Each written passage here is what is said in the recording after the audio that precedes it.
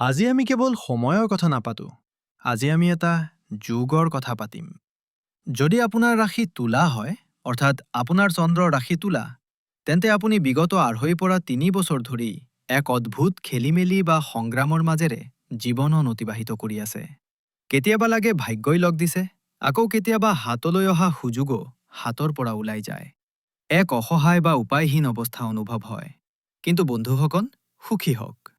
কাৰণ আজি মই আপোনালোকক ২০২৬, ২০২৭, ২০২৮, ২০২৯, যাৰ ২৯ আৰু ২০৩০ চনৰ সম্পূৰ্ণ কাহিনী শুনাবলৈ আহিছোঁ। এইটো সেই সময় যেতিয়া ব্ৰহ্মাণ্ডৰ সবাতোকৈ ডাঙৰ গ্ৰহ দেৱগুৰু বৃহস্পতি আৰু কৰ্মফলদাতা শনি আপোনাৰ কুণ্ডলীত নিজৰ সৰ্বোচ্চ শক্তিশালী অৱস্থালৈ আহিবলৈ গৈ আছে। অনাগত ৫ বছৰত আপুনি দুটা একেবাৰে বেলেগ বেলেগ অভিজ্ঞতা লাভ কৰিব। এক ফালৰ পৰা ২০২৬ আৰু ২০২৭ চনত আপুনি কেৰিয়াৰৰ সৰ্বোচ্চ শিখৰ দেখিবলৈ পাব, য'ত গুৰু উচ্চস্থ হৈ হংস পঞ্চ মহাপুৰুষ ৰাজযোগ সৃষ্টি কৰিব। আনফালে ২০২৮ চনৰ পিছত শনিদেৱে আপোনাৰ পৰীক্ষা ল'ব, আপোনাৰ সম্পৰ্কবোৰক চেপি ধৰিব আৰু আপোনাক লুৰ দৰে মজবুত কৰি তুলিব। আপুনি আপোনাৰ ভাগ্যৰ কিতাপৰ পৰৱৰ্তী ৫টা পৃষ্ঠা পঢ়িবলৈ প্ৰস্তুতনে? আপোনাৰ ডায়েৰী আৰু কলম উলিয়াই লওক, পানী খাই লওক। কাৰণ পৰৱৰ্তী কেইটামান মিনিট মই এজন জ্যোতিষী হিচাপে নহয়, বৰঞ্চ আপোনাৰ পৰিয়ালৰ সদস্য হিচাপে আপোনাক গাইড কৰিম। বলক আৰম্ভ কৰোঁ তুলা ৰাশিৰ সবাতোকৈ ডাঙৰ বিশ্লেষণ। তুলা ৰাশিৰ বাবে এই সময়ত আৰু অনাগত বছৰবোৰত ৩টা গ্ৰহে সবাতোকৈ গুৰুত্বপূৰ্ণ ভূমিকা পালন কৰিব। প্ৰথমে ৰাহুৰ কথা পাতোঁ। বৰ্তমান, অৰ্থাৎ যেতিয়া আপুনি এই ভিডিঅ'টো চাই আছে, ৰাহু আপোনাৰ পঞ্চম ভাৱত গোচৰ কৰি আছে। আমাৰ তথ্য অনুসৰি এই স্থিতি ২০২৬ চনৰ ডিচেম্বৰলৈকে থাকিব। পঞ্চম ভাৱ হৈছে আপোনাৰ বুদ্ধি। ৰাহুৱে তাত বহি কি কৰি আছে? তেওঁ আপোনাৰ চিন্তা কৰাৰ ক্ষমতাৰ ওপৰত ধোঁৱা বা কুঁৱলীৰ সৃষ্টি কৰিছে। তেওঁ আপোনাক বিভ্ৰান্ত কৰিছে। আপোনাৰ এনে লাগিছে যে মই বহুত স্মাৰ্ট, কিন্তু আচলতে আপুনি ভুল সিদ্ধান্ত লৈ আছে। এইটো ৰাহুৰেই খেল, যিয়ে আপোনাক শ্বৰ্টকাট বা সহজে টকা উপাৰ্জন কৰাৰ ফালে ঠেলি দিছে। এইটো ২০২৬ চনলৈকে সবাতোকৈ ডাঙৰ বিপদ। দ্বিতীয়জন হৈছে আমাৰ ৰক্ষক, দেৱগুৰু বৃহস্পতি।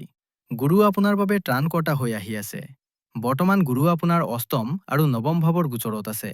কিন্তু ২০২৬ চনৰ মাজভাগত তেওঁ এনে এক স্থিতিলৈ আহিব যিটো ১২ বছৰত এবাৰহে হয়। তেওঁ আপোনাৰ দশম ভাৱত অৰ্থাৎ কৰ্মভাৱত উচ্চ হ'ব।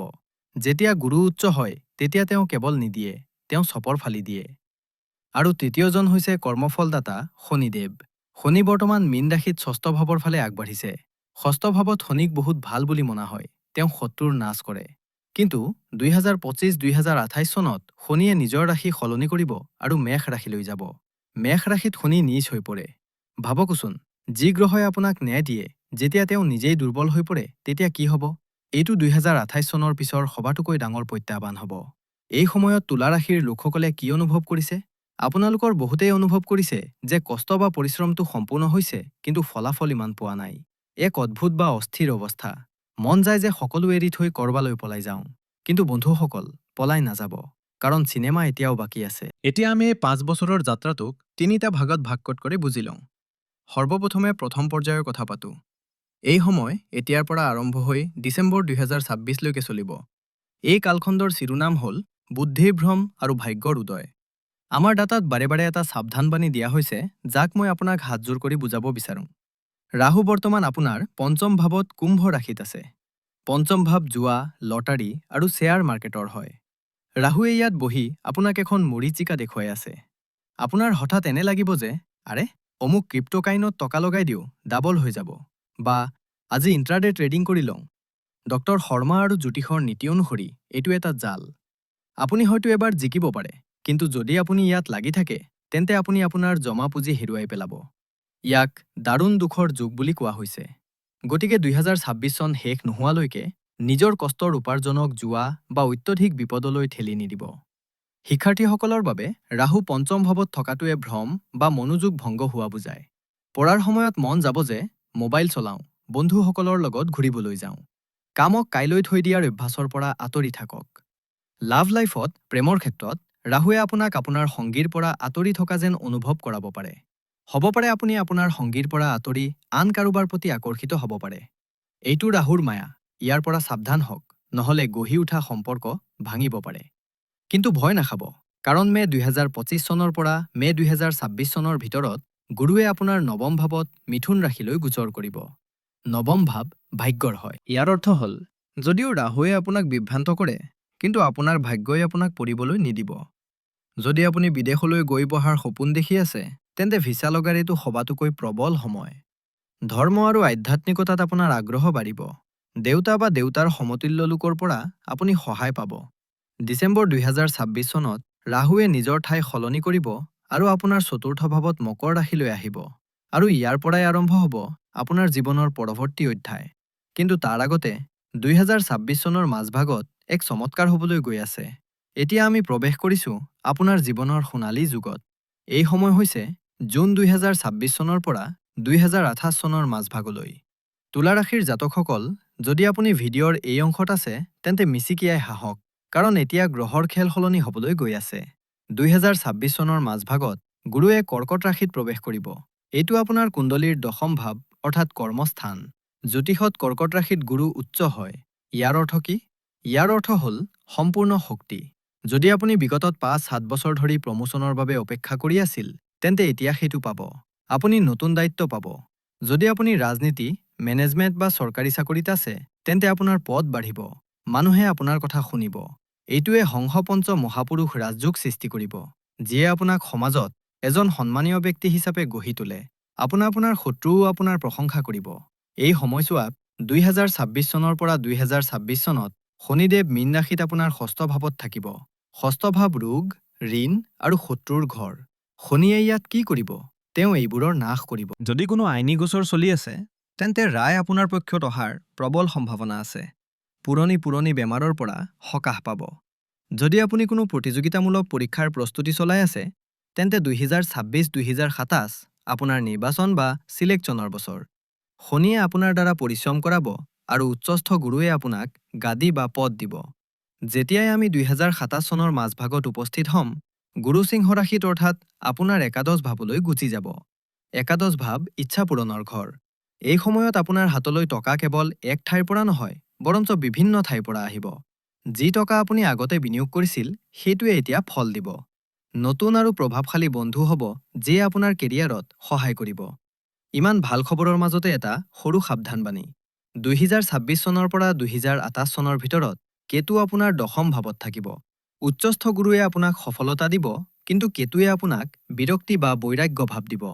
আপুনি অফিচত শীৰ্ষত থাকিব, কিন্তু মনে মনে ভাবিব, এয়াই জানো জীৱন? মই এইবোৰ এৰি পাহাৰলৈ গুচি যোৱা উচিত। মই চাকৰি এৰি দিয়া উচিত। মোৰ পৰামৰ্শ মানক বন্ধুসকল, এইটো কেতুৰ ভ্ৰম। এই সময়ত আৱেগত উটি গৈ ইস্তফা নিদিব। এই সফলতা বহুত কষ্টৰে পোৱা গৈছে, ইয়াৰ আনন্দ লওক। ৱৰ্ক ফ্ৰম হোম বা গৱেষণাৰ দৰে কামত মন দিয়ক, কিন্তু খেলপথাৰ এৰি নাপলক। বন্ধুসকল, এতিয়া মই ভিডিঅ'টোৰ সেই অংশলৈ আহিছোঁ, যাৰ ওপৰত প্ৰায় জ্যোতিষীসকলে কথা পাতিবলৈ পাহৰি যায়। এই অংশটো মোৰ সেই মাতৃ আৰু ভনীসকলৰ বাবে, যিসকল গৃহিণী। যদি আপুনি এগৰাকী গৃহিণী আৰু তুলা ৰাশিৰ, তেন্তে 2026 চনৰ পৰা 2030 চনৰ সময়খিনি আপোনাৰ বাবে কেৱল ভাগ্যৰ খেল নহয়, বৰঞ্চ এয়া আপোনাৰ অস্তিত্বৰ যুঁজ। আপুনি সুধিব কিয়? কাৰণ জ্যোতিষত এগৰাকী গৃহিণীৰ জীৱন প্ৰধানকৈ দুটা ভাৱৰ ওপৰত চলে। চতুৰ্থ ভাৱ অৰ্থাৎ ঘৰৰ সুখ, আৰু সপ্তম ভাৱ অৰ্থাৎ স্বামীৰ সুখ। আৰু আমোদজনক কথাটো হ'ল যে অনাগত 5 বছৰত এই দুটা ঘৰেই সবাতোকৈ বেছি সক্ৰিয় হৈ থাকিব। আহক, আপোনাৰ বাবে এই সময়টোক ডিকোড কৰোঁ। 2026 চনৰ পৰা 2027 চনলৈ আপোনাৰ মৰ্যাদা বাঢ়িব। 2026 চনৰ মাজভাগত যেতিয়া গুৰু আপোনাৰ দশম ভাৱত উচ্চ হ'ব, তেতিয়া ইয়াক কেৱল চাকৰি কৰাসকলৰ বাবে বুলি নাভাবিব। দশম ভাৱ ৰাজ্য আৰু সন্মানৰ হয়। পৰিয়াল আৰু সমাজত আপোনাৰ মান সন্মান বাঢ়িব। হ'ব পাৰে আপুনি ঘৰতে বহি কোনো সৰু কাম আৰম্ভ কৰিলে আৰু সেইটো হঠাতে বহুত সফল হৈ গ'ল। গুৰুৰ দৃষ্টি ধনভাৱৰ ওপৰত আছে। ইয়াৰ অৰ্থ হ'ল যে আপুনি এই 2 বছৰত ঘৰৰ সঞ্চয় বহুত বঢ়াই দিব। আপোনাৰ হাতত নিজৰ জমা টকা থাকিব, যাৰ ফলত আপোনাৰ আত্মবিশ্বাস সপ্তম আকাশত থাকিব। কিন্তু ভনীসকল, আপোনাক এটা সতৰ্কবাণীও দিব লাগিব। ডিচেম্বৰ 2026 চনত যেতিয়া ৰাহু আপোনাৰ চতুৰ্থ ভাৱলৈ আহিব, তেওঁ আপোনাৰ পাকঘৰ আৰু শোৱনি কোঠাৰ সুখক লক্ষ্য কৰি ল'ব। আপোনাৰ এনে লাগিব যে ঘৰত সকলোবোৰ সিঁচৰতি হৈ আছে। কেতিয়াবা নল বেয়া, কেতিয়াবা লাইট বেয়া, কেতিয়াবা ঘৰত মেৰামতিৰ ধূলি-বালি। আপুনি খিংখিঙীয়া হ'ব পাৰে। ৰাহু মানে ধোঁৱা। হ'ব পাৰে শাহুৰ ঘৰৰ ফালৰ পৰা বা ঘৰৰ সদস্যসকলৰ মাজত ভুল বুজাবুজি হ'ব। কোনোবাই আপোনাৰ কথাৰ ভুল অৰ্থ উলিয়াব পাৰে। সেয়েহে 2027 আৰু 2028 চনত যদি ঘৰত কোনো তৰ্ক হয় তেন্তে তাক নিজৰ অহমিকা বা ইগোত লৈ নল'ব। মনত ৰাখিব, এইটো ৰাহুৱে কৰাইছে। শান্ত হৈ থাকক, মৌন হৈ থাকক। ইয়াৰ পিছত 2028 চনৰ পৰা 2030 চনলৈ স্বামীৰ সৈতে সম্পৰ্কৰ ওপৰত গুৰুত্ব দিব লাগিব। 2028 চনত যেতিয়া শনি সপ্তম ভাৱত নিচ হ'ব, তেতিয়া আপোনাৰ স্বামীয়ে অত্যধিক মানসিক চাপৰ মাজেৰে যাব পাৰে। হ'ব পাৰে তেওঁৰ কেৰিয়াৰত সমস্যা হ'ব বা তেওঁৰ স্বভাৱ বৰ খঙাল হৈ যাব। আপুনি তুলা, আপুনি বেলেন্স বা ভাৰসাম্য ৰক্ষাকাৰী। 2028 চনৰ পৰা 2030 চনলৈ আপুনি আপোনাৰ স্বামীৰ খুঁটা বা স্তম্ভ হ'ব লাগিব। যদি তেওঁ খং কৰে তেন্তে আপুনি পানী হৈ যাওক। যদি আপুনিও তেওঁৰ লগত কাজিয়াত লিপ্ত হয় তেন্তে শনিদেৱে ঘৰৰ পৰিৱেশ বেয়া কৰি দিব। বিশেষ উপায় হিচাপে 2026-27 চনত প্ৰতিদিনে গা ধোৱা পানীত এচিমুঠি হালধি মিহলাই লওক। ইয়াৰ ফলত আপোনাৰ গুৰু মজবুত হ'ব আৰু ঘৰত আপোনাৰ কথা মনা হ'ব। আৰু 2027-28 চনত যেতিয়া ৰাহুৱে অশান্তি দিব, তেতিয়া প্ৰতিদিন সন্ধিয়া ঘৰত ভীমফচেনী কৰ্পূৰ জ্বলাওক। ই ঘৰৰ নেতিবাচক শক্তিক শেষ কৰি দিব। গতিকে মোৰ ভনীসকল, 2027 চনটো আপোনাৰ। ৰাজত্ব কৰক। আৰু 2028-30 চনত নিজৰ পৰিয়ালক আপোনাৰ বুজাবুজিৰে একগোট কৰি ৰাখক। প্ৰতিটো পাহাৰ বগোৱাৰ পিছত এটা ঢাল আহে য'ত সাৱধানে খোজ দিবলগীয়া হয়। 2028 চনৰ পৰা 2030 চনলৈ তুলা ৰাশিৰ জাতকসকলৰ বাবে মহান পৰীক্ষাৰ সময়। কিয়? কাৰণ ইয়াত শনিদেৱে নিজৰ ৰূপ সলনি কৰিব। ফেব্ৰুৱাৰী 2028 চনৰ আশে-পাশে শনি মেষ ৰাশিত প্ৰৱেশ কৰিব। মেষ ৰাশি শনিৰ নিচ ৰাশি আৰু তুলা ৰাশিৰ জাতকসকলৰ বাবে এইটো সপ্তম ভাৱত পৰে। এইটো এটা হাই এলাৰ্ট বা সতৰ্ক হ'বলগীয়া সময়। সপ্তম ভাৱত নিজ শনিয়ে সম্পৰ্কত ৰুক্ষতা আনে। পতি-পত্নীৰ মাজত সৰু সৰু কথাত অহমিকাৰ সংঘাত হ'ব পাৰে। এজনে আনজনৰ কথা নুশুনা বা এজনে আনজনক সৰু বা তললৈ দেখুওৱা এনে প্ৰৱণতা বাঢ়িব পাৰে। 2028 চনৰ পৰা 2030 চনৰ ভিতৰত নিজৰ ইগোক ঘৰৰ বাহিৰত এৰি থৈ আহিব।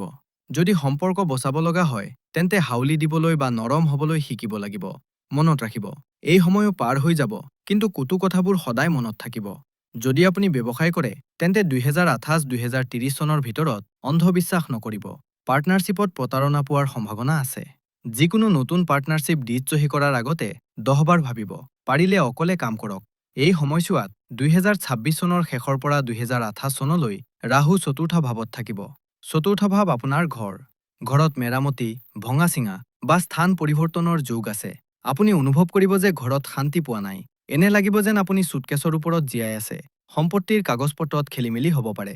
যিকোনো মাটি বা ঘৰ কিনিব লগা হ'লে আইনী পৰীক্ষা নিশ্চয় কৰাব। কিন্তু বন্ধুসকল, ভয় নাখাব। আমাৰ ডেটাত এটা অতি গুৰুত্বপূৰ্ণ কথা কোৱা হৈছে। যদিও শনি সপ্তম ভাৱত নিচ হৈ আছে, কিন্তু তাৰ পৰা তেওঁ আপোনাৰ প্ৰথম ভাৱ অৰ্থাৎ লগ্নক চাই আছে। তুলা ৰাশিত শনি যোগকাৰক হয়। ইয়াৰ অৰ্থ হ'ল যে যদিও সম্পৰ্কত তনাত থাকে, কিন্তু ব্যক্তিগতভাৱে আপুনি লোৰ দৰে মজবুত হৈ পৰিব। আপোনাৰ সহ্য শক্তি বাঢ়িব। আপুনি বিপদক ভয় নকৰিব, বৰঞ্চ তাৰ সন্মুখীন হ'ব। শনিৰ দৃষ্টি লগ্নৰ ওপৰত থকাৰ বাবে আপোনাক অনুশাসিত কৰিব। লগতে শনিয়ে অষ্টম ভাৱৰ পৰা পঞ্চম ভাৱক চাব। ই আপোনাৰ বুদ্ধিক স্পষ্ট কৰি দিব। যি বিভ্ৰান্তি বা কনফিউজন ৰাহুৱে 2025-26 চনত সৃষ্টি কৰিছিল, শনিয়ে তাক 2028 চনত ঠিক কৰি দিব। আপুনি বহুত পৰিপক্ক বা মেচিয়ৰ সিদ্ধান্ত ল'ব। বন্ধুসকল, সমস্যা যিমানেই ডাঙৰ নহওক কিয়, আমাৰ বৈদিক জ্যোতিষত প্ৰতিটো তলাৰ চাবি আছে। উপায়সমূহ সেই ছাতিৰ দৰে যিয়ে বৰষুণতো ৰখাব নোৱাৰে, কিন্তু আপোনাক তিতাতাৰ পৰা বচাব পাৰে। ডাটাৰ আধাৰত 2026-30 চনৰ বাবে এয়া হ'ল আপোনাৰ মহা উপায়। সৰ্বপ্ৰথমে শনিদেৱৰ বাবে, বিশেষকৈ 2028 চনৰ পিছত যেতিয়া শনি নিচ হয় বা ধায়া চলি থাকে, তেতিয়া শনিক শান্ত ৰখাটো অনিবাৰ্য। প্ৰতি শনিবাৰে এটা বাতিত সৰিয়হৰ তেল লওক, তাত নিজৰ মুখ চাওক, যাক ছায়াপাত্ৰ বুলি কোৱা হয়, আৰু তাৰ পিছত তাক শনি মন্দিৰত দান কৰি দিয়ক। প্ৰয়োজনীয় লোকক গোটেই কলা মাটিমাহ দান কৰক। আৰু সবাতোকৈ জৰুৰী, নিজৰ তলত কাম কৰা কৰ্মচাৰী, শ্ৰমিক আৰু চাফাই কৰ্মীসকলৰ সৈতে বৰ সন্মানেৰে ব্যৱহাৰ কৰক। এয়াই আচল শনি পূজা। ৰাহুৰ বাবে এতিয়াৰ পৰা 2024 চনলৈ বুদ্ধিৰ ভ্ৰম আৰু ভুল সিদ্ধান্তৰ পৰা বাচিবলৈ সদায় চৰাইক দানা দিয়ক। মচুৰ দাইল বা কোনো দৰিদ্ৰ লোকক চেণ্ডেল জোতা দান কৰক। সূৰ্যাস্তৰ পিছত অ-ৰাং ৰাহৱে নমঃ মন্ত্ৰ জপ কৰক। গুৰুৰ শক্তি বঢ়াবৰ বাবে, যাতে 2026 চনৰ কেৰিয়াৰৰ শিখৰৰ সম্পূৰ্ণ লাভ উঠাব পাৰে, বৃহস্পতিবাৰে গৰুক বুট দাইল খুৱাওক বা মন্দিৰত দিয়ক। নিজৰ গুৰু, শিক্ষক আৰু দেউতাক সন্মান কৰক। আৰু এই সকলোৰে ওপৰত এটা শক্তি আছে যিয়ে সকলো গ্ৰহ দোষ কাটিব পাৰে। সেয়া হৈছে শ্ৰী হনুমান। নিত্য হনুমান চালিচা পাঠ কৰক। ই আপোনাক ৰাহুৰ ভয় আৰু শনিৰ কষ্ট দুয়োটাৰে পৰা বচাব। গতিকে বন্ধুসকল, এয়া আছিল 2026 চনৰ পৰা 2030 চনৰ ৰূপৰেখা। 2026 আৰু 2030 চনত নিজৰ সম্পূৰ্ণ শক্তি কেৰিয়াৰ আৰু টকা উপাৰ্জন কৰাত লগাই দিয়ক। এই সুযোগ পুনৰবাৰ বছৰৰ পিছত আহিব। আৰু 2038 চনৰ পৰা 2030 চনত নিজৰ সম্পৰ্কবোৰ চম্ভালি ৰাখক, শান্ত থাকক আৰু ধৈৰ্য ধৰক। মনত ৰাখিব, গ্ৰহে কেৱল প্ৰভাৱ পেলায়, কিন্তু সিদ্ধান্ত আপোনাৰ হয়। আপুনি তুলা, ভাৰসাম্য বজাই ৰখা আপোনাৰ তেজত আছে। আৰু মোৰ বিশ্বাস যে আপুনি এই সময়কো বেলেঞ্চ কৰি ল'ব। যদি এই ভিডিঅ'টোৱে আপোনাক অলপ হ'লেও স্পষ্টতা দিছে, তেন্তে ইয়াক লাইক নিশ্চয় কৰিব। এই তথ্যবোৰ বহুত গভীৰ, সেয়েহে আপোনাৰ তৎগভীৰ। সেয়েহে আপোনাৰ তুলা ৰাশিৰ বন্ধু আৰু পৰিয়ালৰ সৈতে শ্বেয়াৰ কৰক, যাতে তেওঁলোকেও নিজৰ ভৱিষ্যত পৰিকল্পনা কৰিব পাৰে। আপোনাৰ মনত কোনো প্ৰশ্ন থাকিলে কমেণ্টত লিখক। আৰু হয়, চেনেলটো ছাবস্ক্ৰাইব কৰি বেল আইকনটো দবাবলৈ নাপাহৰিব, কাৰণ আমি আপোনাৰ বাবে এনেকুৱাই বিস্তৃত আৰু যুক্তিপূৰ্ণ ভিডিঅ' লৈ আহি থাকিম। ঈশ্বৰে আপোনাৰ ওপৰত কৃপা বৰষাই ৰাখক। আপুনি সংগ্ৰামৰ পৰা ওলাই সফলতাৰ ফালে আগবাঢ়ক, এয়াই মোৰ কামনা। জয় হিন্দ, জয় ভাৰত, হৰ হৰ মহাদেৱ।